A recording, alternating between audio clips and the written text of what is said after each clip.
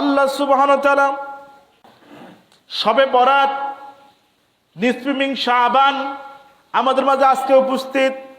আজকে দিবাগত রাত্রিতে যারা নাকি দুইটা জিনিস পালন করবে, দুইটা জিনিস থেকে যারা মুক্ত হবে, আল্লাহ রসুল সাল্লাল্লাহু আলাইহি সাল্লাম বলেন তাদের আর কোনো ইবাদত করার দরকার নাই।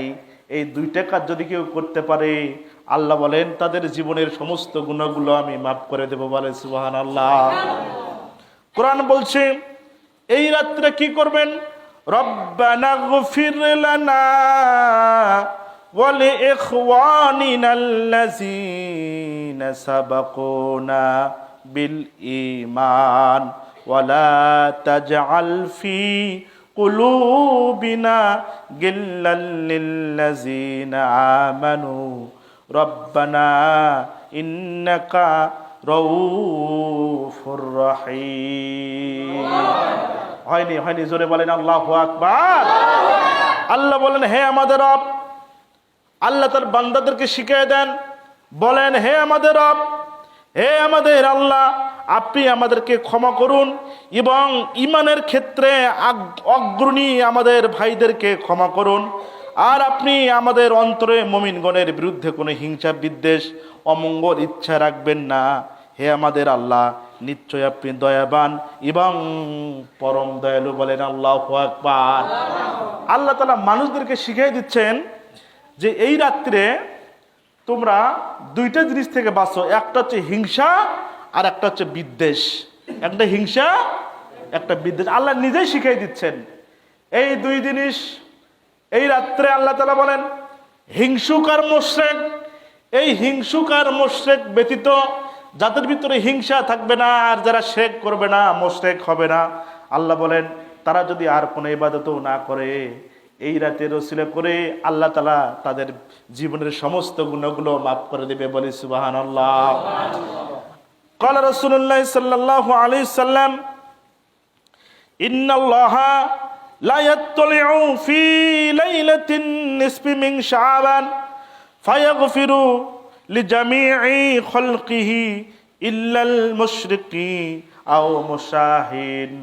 আল্লাহ রাসূল সাল্লাল্লাহু আলাইহি সাল্লাম বলেন আল্লাহ মধ্য শাবানের রাত্রে তার সৃষ্টির উপরে দৃষ্টি রাখেন, আর তারপরে মুশরিক এবং বিদ্বেষ পোষণকারী ব্যতীত সকলকে আল্লাহ তাআলা ক্ষমা করে দেন। বলি সুবহানাল্লাহ।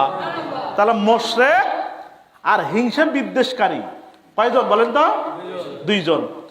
যারা শিরক করে না, যারা মুশরিক নয়, আর যারা হিংসা বিদ্বেষ থেকে বিরত থাকে, তারা যদি এই রাত্রে সিদ্ধান্ত নেয় আমার জীবনে যাদের সঙ্গে হিংসা করেছি, যাদের সঙ্গে বিদ্বেষ রেখেছি, আমি তওবা করতেছি আল্লাহ তাআলা ওই মানুষের সঙ্গে হিংসা আর করবো না, কারো বিরুদ্ধে বিদ্বেষ আর ছড়াবো না, আর আমি শিরক থেকে বেঁচে গেলাম। আল্লাহ রসুল বলেন ওই সমস্ত ওই ব্যক্তি যদি এই দুইটা কাজ থেকে আল্লাহর কাছে পানা চেয়ে যেতে পারে, তার আর কোনো আমলের প্রয়োজন নাই। আল্লাহ বলেন আমল ছাড়াই তার জীবনের গুনাহগুলো আমি মাফ করে দেব। বলি সুবহানাল্লাহ। তাহলে কয়টা জিনিস বলেন তো? দুইটা। তাহলে হিংসা আর হচ্ছে মুশরিক, মানে শিরক আর হিংসা, এই দুই জিনিস থেকে যদি আমরা বাঁচতে পারি তাহলে আর কোনো আমলের কোনো প্রয়োজন নাই। তুমি যদি সারা রাত ইবাদত বন্দেগী নাও করো, আজকে রাতে যদি আল্লাহর কাছে ক্ষমাও না চাও, যদি খালি বলো যে আল্লাহ আমি কারো বিরুদ্ধে কোনো হিংসা বিদ্বেষ রাখতেছি না, আল্লাহ কারো বিরুদ্ধে আমার কোনো হিংসা নাই, বিদ্বেষ নাই, আর আমি শিরক থেকে মুক্ত, আমি আর শিরক করব না, আল্লাহ বলছে আর ইবাদত করবে, আর ওই রাত্রে যদি ইবাদতও না করে, তাহলে এই দুই কারণে আল্লাহ তাআলা পিছনের জীবনের গুনাহগুলো আল্লাহ তাআলা মাফ করে দিবে। বলি সুবহানাল্লাহ। ভাইরা আমার, শাবান মাসের আমল এই শবে বরাত নিসফে মিন শাবান মধ্য রজনীতে আল্লাহ রসুল সাল্লাল্লাহু আলাইহি সাল্লাম সুন্দর করে আমাদেরকে জানালেন যদি দুইটা জিনিস আমরা গ্যারান্টি দিতে পারি, একটা হিংসা থেকে যদি বাঁচতে পারি, আর যদি শিরক থেকে বাঁচতে পারি, এই দুইটাই একমাত্র এই রাত্রের আমল। আর যদি সারা রাত আপনি ইবাদত করেন, নামাজ পড়েন, আর যদি সারা রাত কোরআন তেলাওয়াত করে সারা রাত যদি পার করে দেন, হিংসা থেকে যদি না বাঁচতে পারেন, আর যদি শিরক থেকে মুক্ত না হতে পারেন, তাহলে নামাজ পড়তে পড়তে আপনার কপালে যত কালো দাগ হয়ে যাক না কেন, আল্লাহ বলেন তোর কপাল ক্ষয় হয়ে যেতে পারে, কিন্তু তোর গুনাহ কোনোদিন আমি মাফ করব না। বলি নাউজুবিল্লাহ। কার কথা? জোরে বলেন, জোরে বলেন, কার কথা? আল্লাহ তাআলা ডাইরেক্ট কোরআনের আয়াত নাজিল করে বিশ্বনবীর হাদিস দিয়ে আমাদেরকে বুঝাইলেন এইটা, যে শবে বরাতের রাত্রে যদি দুইটা কাজ করি, একটা শিরক আর একটা হিংসা, এই হিংসা বিদ্বেষ থেকে যদি দূরে রাখতে পারি আর শিরক থেকে যদি মুক্ত হতে পারি, তাহলে আর কোনো আমল নাই। আর যদি হিংসা থাকে আর যদি শিরকও করেন, হিংসাও থাকে, তাহলে সারা রাত ইবাদত বন্দেগী করে কোনো লাভ নাই। ভাইরা আমার, একটা ঘটনার কথা মনে পড়ে গেল। মালিক ইবনে দিদার রাদিয়াল্লাহু তাআলা আনহু আল্লাহর একজন খাস বান্দা। ওই ব্যক্তির ঘটনা নেসমিং শাবানের কথা ইতিহাসের ভিতরে লিপিবদ্ধ করা হয়েছে। একদিন মালিক বিন দিদার নদী পার হচ্ছেন, নদীর ভিতরে নৌকা দিয়ে নদী পার হচ্ছেন, কিন্তু নৌকার যে ভাড়া লাগে সেইটা মালিকের কাছে নাই। এরকম লোক থাকে না যে নৌকাতে উঠছে কিন্তু টাকা নাই। আবার কিছু কিছু মাঝি দেখবেন এত মনে করেন যে আর অহংকার, যে টাকা দিয়ে কথা ক, এরকম লোক আছে না? দেখবেন যে টাকা নিতে উঠছিস কেন, এরকম ব্যবহারও তারা করে। মালিক ইবনে দিদারের কাছে যখন ভাড়া চেয়েছে, মালিক ইবনে দিদার বলছে, মাঝি ভাই আমি টাকা নিতে পারি নাই, আমার কাছে তো টাকা নাই। ওই মাঝি বলছে, টাকা নাই, টাকা না দিয়ে তুই এই নৌকো থেকে নামতে পারবি না, টাকা নাই নৌকোতে কেন উঠেছিস, টাকা দিয়ে নাম। এবার বলেন, যখনই আল্লাহর মাহবুব বান্দাগুলো বিপদে পড়ে সাহায্য চায় কার কাছে? আরো জোরে বলেন, কার কাছে সাহায্য চায়? ওর কাছে যখন এইরকম করে কথা বলছে, ওই আল্লাহর মাহবুব বান্দা মালিক ইবনে দিদার আল্লাহর কাছে সাহায্য চেয়েছে, রব্বুল আলামিন আমি আপনার একজন সামান্য গোলাম, অথচ একজন মাঝি আমাকে অপমান করতেছে, মেহেরবানি করে আপনি আমাকে এই নৌকার ভাড়ার ব্যবস্থা করে দেন। বলেন সুবহানাল্লাহ। বলছে আল্লাহ এই মাঝির কাছ থেকে আমাকে হেফাজতে রাখেন, এই মাঝি তো আমার অপমান না করে ছাড়বে না। আল্লাহ তাআলা সাথে সাথে এলাম নাজিল করলেন, এলাম দিয়ে বললেন, মালিক রে তুমি তোমার হাতটা ওই নৌকার পানিতে রেখে দাও, নৌকার ওই নদীর পানিতে রেখে দাও, আমি আল্লাহ তাআলা তোমার কাছে এমন কিছু জিনিস পাঠাবো যা দেখে মাঝে অবাক হয়ে যাবে। বলে সুবহানাল্লাহ। এই কথা যখন এলহাম নাজিল হয়েছে, মালিক ইবনে দিদার ওই নৌকার থেকেই হাতটা পানিতে নামিয়ে দিয়েছেন। সাথে সাথে অসংখ্য মাছ, স্বর্ণের এক একটা করে পয়সা মালিক ইবনে দিদারের কাছে এনে হাজির করেছে। বলেন সুবহানাল্লাহ। যখন মালিক ইবনে দিদারের কাছে অসংখ্য মাছ, প্রত্যেকটা মাছের মুখে মুখে একটা করে স্বর্ণের পয়সা যখন এনে হাজির করে দিয়েছে, এবার মালিক ইবনে দিদার ডাক দিয়ে বলে, মাঝি ভাই আপনার যা লাগে এই পয়সাগুলো মাছের কাছ থেকে নিয়ে দেন। বলেন আল্লাহু আকবার। এবার মাঝি ভয় পেয়ে গেছে, বলছে আল্লাহ আপনি আমাকে মাফ করে দেন, আমি বুঝতে পারিনি, আমাকে ক্ষমা করে দেন, আমার আর টাকা লাগবে না। ভাইয়ের আমার, নদী পার হয়ে কাবা ঘর তওয়াফ করে হজ করে মালিক ইবনে দিদার রাত্রে ঘুমিয়ে পড়ছেন। গভীর রজনীতে আল্লাহ রসুল সাল্লাল্লাহু আলাইহি সাল্লাম তার কাছে এসে হাজির হয়ে গিয়েছে। ডাক দিয়ে বলছে, মালিক এই হজের মৌসুম সবার হজ আমি কবুল করেছি, তবে একটা ব্যক্তির হজ আমি কবুল করি নেই। একটু জোরে বলেন আল্লাহু আকবার। হজ কবুল করার মালিক কে? ইবাদত কবুল করার মালিক কে? একটা ব্যক্তির হজ ব্যতীত সবার হজ কবুল হয়ে গেছে। এখন সেই ব্যক্তিটা কে, এটা মালিক ইবনে দিদার এখন টেনশনে পড়ে গেছেন যে ব্যক্তিটা কে হতে পারে, সেটা তো আমিও হতে পারি।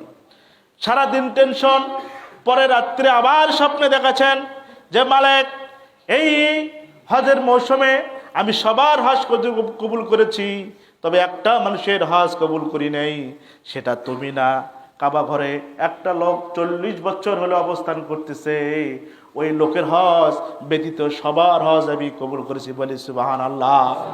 তবে একটা টেনশন থেকে সে মুক্ত হয়েছে যে আমার হজ কবুল হয়েছে, তবে একটা মানুষের হজ কবুল হয় নাই। ভাইরা আমার, পরদিন সকালবেলায় মালিক ইবনে দিদার চলে গেছে কাবা ঘরের চত্বরে। যাওয়ার পরে মানুষদেরকে বলতেছে, এখানে এমন একটা ব্যক্তি কি আপনারা চেনেন যে নাকি 40 বছর হলে কাবা ঘরে তওয়াফ করার জন্য এসেছে, কিন্তু এই 40 বছর কাবা ঘর থেকে কোথাও যায় নাই। মানুষরা দেখে দিচ্ছে এই যে ছোট্ট গাছের নিচে এক লোক নামাজ পড়তেছে চাদর বিছাইয়া, ওই লোকটা দীর্ঘ 40 বছর হলো এই কাবা ঘরে এসে তওয়াফ করতেছে, বলি আল্লাহু আকবার। ওই লোকের কাছে মালিক ইবনে দিদার চলে গেছে। যাওয়ার পরে বলছে, ভাই আপনি কত বছর যাবত আছেন? বললো আমি 40 বছর যাবত আছি। মালিক ইবনে দিদার ডাক দিয়ে বলছেন, ভাই 40 বছর হলো আপনি এই কাবা চত্বরে এসে হজ করতেছেন, কিন্তু আমাকে আল্লাহ তাআলা স্বপ্নের ভিতরে জানাই দিয়েছেন যে এবার হজের মৌসুমে সবার হজ কবুল করেছে, কিন্তু আল্লাহ সুবহানাহু ওয়া তাআলা আপনার হজটা কবুল করে নাই। একটু জোরে বলেন নাউজুবিল্লাহ। ওই লোক ডাক দিয়ে বলতেছেন, হুজুর এটা আমি জানি। জোরে বলেন তো মারহাবা। বলে এটা আমি জানি যে 40 বছর চলে মানে আমার যে হজ কবুল হয় নাই, এটা আমি জানি। মালিক ইবনে দিদার ডাক দিয়ে বললেন, আপনি জানেন মানে? বললে হ্যাঁ আমি এটা জানি। বলে কিভাবে জানো? বলল, আপনার মতো এইরকম আবেদ ব্যক্তি 39 জন এসে প্রত্যেক বছর আমাকে এই কথা জানিয়ে দিয়েছে, প্রত্যেক বছর সবার হজ কবুল হয়ে যায়, কিন্তু আল্লাহ তাআলা আমার হজটা কবুল করে না। একটু চিৎকার মেরে বলেন তো, হজ কবুল করার মালিক কে? আর জোরে বলা লাগবে কে? এখন আপনি ইবাদত করবেন, আল্লাহর সত্য মেনে যদি ইবাদত না করেন, তাহলে কি আজকে আল্লাহ কি হজ কবুল করার সম্ভাবনা আছে? যে কোনো ইবাদত আপনি করেন, আপনি যে কোনো ইবাদত করেন না কেন, সেটা যদি আল্লাহর সত্য না মেনে, রসুলের সত্য না মেনে যদি ইবাদত করেন, তাহলে কি ইবাদত করলেই কবুল হবে? জোরে বলেন কবুল হবে? সেই জন্য কবুল হওয়ার কোনো সম্ভাবনা নাই। কারণ ওই জন্য আল্লাহ রসুল সাল্লাল্লাহু আলাইহি সাল্লাম বললেন, এই যে শবে বরাতের রাত, এই রাত্রে যদি 2টা কাজ আমরা করতে পারি, 1 নম্বর হলো হিংসা, আর 2 নম্বর হলো শিরক, এই 2টা কাজ থেকে যদি আমরা বাঁচতে পারি, আল্লাহ রসুল আমাদেরকে জানালেন ওই রাত্রে আর কোনো ইবাদতের প্রয়োজন নাই। হিংসা থেকে যদি বাঁচতে পারো আর শিরক থেকে যদি বাঁচতে পারো, তাহলে আমি আল্লাহ ঘোষণা করে দিলাম তোমার জিন্দেগীর পিছনের গুনাহগুলো আমি মাফ করে দেব, বলি সুবহানাল্লাহ। তাহলে আজকে রাতের যে ইবাদত, কাজ কয়টা? জোরে বলেন কয়টা? 2টা। 1 নম্বর কাজ হলো হিংসা থেকে বাঁচতে হবে।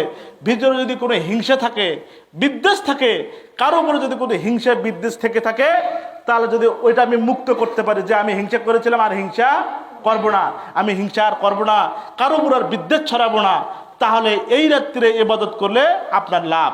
আর যদি আপনি হিংসা রেখে ইবাদত করেন, তাহলে কপালে ছাল উঠে যেতে পারে, গুনাহ মাফ হওয়ার কোনো সম্ভাবনা নাই। সুতরাং আজকে রাত্রে যারা ইবাদত করবেন, 1 নম্বর হিংসা থেকে পরিত্রাণ, 2 নম্বর শিরক থেকে পরিত্রাণ, আর আজকে রাত্রে ইবাদত করে এবং আগামীকাল রোজা রাখতে হবে। কি রাখতে হবে? আমরা আজকে রাত্রে ইবাদত করব যতটুকু দিবার, কোনো নিয়ম কানুন নাই, কোনো নিয়ম কানুন নাই। কয় রাকাত নামাজ পড়বো, হুজুর কি সুরে পড়ে পড়বো, ওলে কিছুই নাই। আপনার যা ভালো লাগে, নামাজ পড়লে নামাজ পড়বেন, না হলে কোরআন তেলাওয়াত করবেন, না হলে জিকির আজকার করবেন, তাসবিহ গুনবেন। হ্যাঁ, তবে এটা সব থেকে ভালো হয় বাড়িতে। কোথায়? বাড়িতে। যদি ঘরে ঘরে করতে পারেন, নিজের পরিবার পরিজনকে নিয়ে আমল করবেন, সব থেকে এটার আরো ভালো আমল। সবাই দলবদ্ধ হয়ে মসজিদে এসে পড়তে হবে এরকম ঘটনা নাই, এটা ঘরে পড়াই ভালো। যে যার মতো ঘরে পড়তে পারেন, মসজিদে আসতে আপনি পড়তে পারেন, সমস্যা নাই। তবে অন্য কোনো আমল নাই যে সবাই মিলে এসে একখানে মানে একবারে কাতার সোজা করে মানে আমরা পড়বো, ব্যাপারটা এরকম নয়। যে যা জানেন সেইভাবে আপনি আমল করবেন। তবে 2টা শর্ত মেনে, 1টা হিংসা রাখা যাবে না, 2 নম্বর শিরক রাখা যাবে না। এই 2টা বাদ দিয়ে যদি ইবাদত করেন তাহলে লাভ আছে। যদি আপনার ভিতরে হিংসাও থাকে, শিরকও থাকে, তাহলে আপনার ইবাদত করলেও যা, না করলেও তাই। আল্লাহ তাআলা আমাদেরকে আমল করার তৌফিক দান করুক, বলেন আমিন।